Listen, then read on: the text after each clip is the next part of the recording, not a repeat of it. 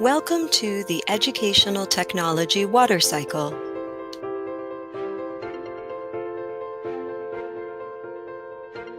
What is educational technology? The Association for Educational Communications and Technology defines the field as the study and ethical practice of facilitating learning and improving performance by creating, using, and managing appropriate technological processes and resources. Its purposes are learning and performance, a distinguishing feature from other models such as the Substitution, Augmentation, Modification, Redefinition, or SAMR model, where the technology itself is the focus. A comprehensive view of educational technology not only considers the benefits of technological resources, but also the impact of intellectual processes and systems. Both of these are handled through iterations of creating, managing, and using, of which using is the centerpiece. But how do all the parts and processes of educational technology really interact and affect one another? One way to conceptualize these relationships is to compare them to the water cycle. In the same way that the water cycle contains a multitude of factors that each play a role in maintaining a functioning ecosystem, educational technology is a complex discipline containing many interconnected components that contribute to ethical practice, facilitating learning, and improving performance. Let's take a closer look at some of these elements. The first stage of the water cycle is condensation, which in educational technology can be compared to the domain of creating. Just as condensation is a crucial step in creating clouds to provide rain, creating processes and resources is an essential part of providing the ideal conditions for facilitating learning and improving performance to take place. According to Janiszewski and Melenda, creation refers to the research, theory, and practice involved in the generation of instructional materials, learning environments, and large teaching learning systems in many different settings, formal and non-formal. A common strategy in creating is the ADDIE approach. This is a systematic procedure that includes the steps of analyzing the problem, designing a solution based on standards and goals, developing that solution with what is available, implementing or using the solution, and evaluating the effectiveness of what was created. Throughout the condensation phase, technology clouds begin to form, filled with the results of design and development, such as instructional design, instructional systems design, and educational media.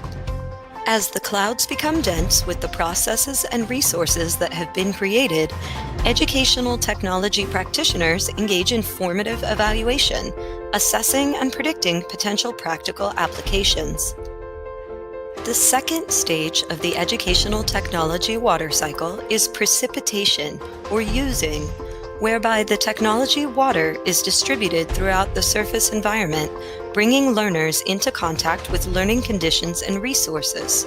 This can take on several forms, beginning with selection, through which new materials are tested and evaluated, utilization, the moment when water begins actively hitting the ground as technology is deployed in real-world settings, and diffusion, which includes both technology integration, the adoption of technology on a small scale, such as in teachers' individual classrooms, and institutionalization, the implementation of technology at the large-scale organizational level.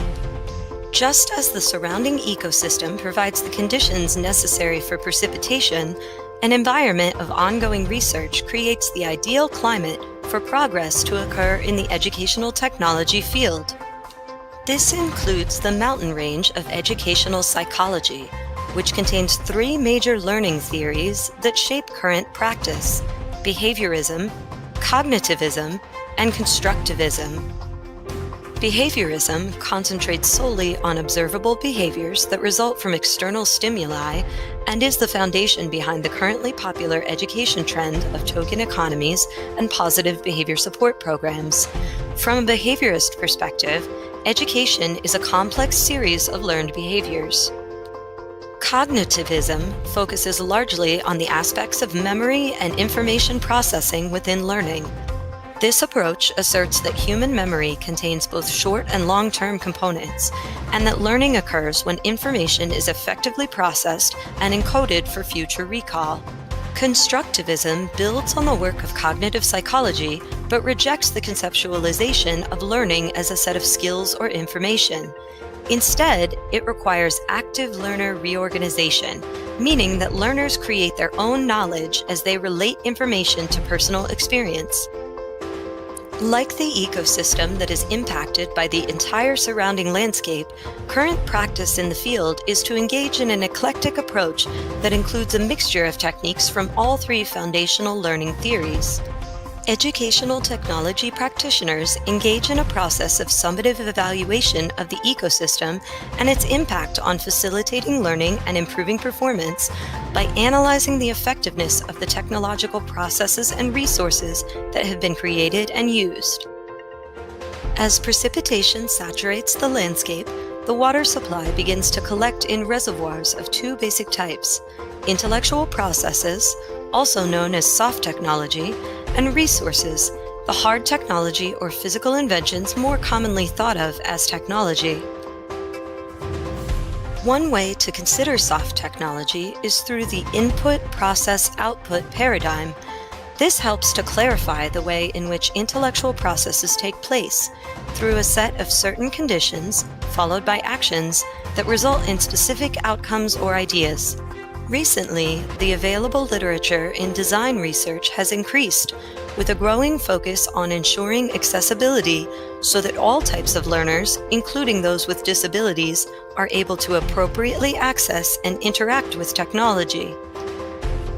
Antonenko, Dawson, and Sahay highlight the importance of user-centered design, encouraging practitioners to think beyond the idea of basic accessibility and work toward the ultimate goal of making the technology as broadly usable as possible. The final stage of the water cycle is evaporation, or managing, during which the products of the previous two stages are utilized to impact future iterations of the cycle. One strain of evaporation is facilitating, the act of making a process easier for participants or helping to bring about some conclusion. As educators, in order to be proper facilitators, we must actively engage with content and information with the end goal of gaining an increased ability to apply that information.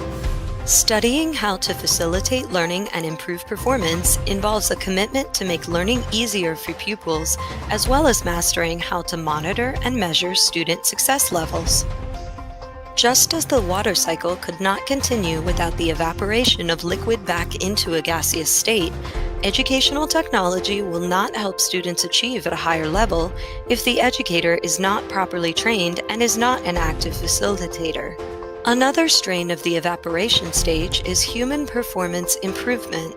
This is where the technological approach is applied to all interventions that affect people in the workplace.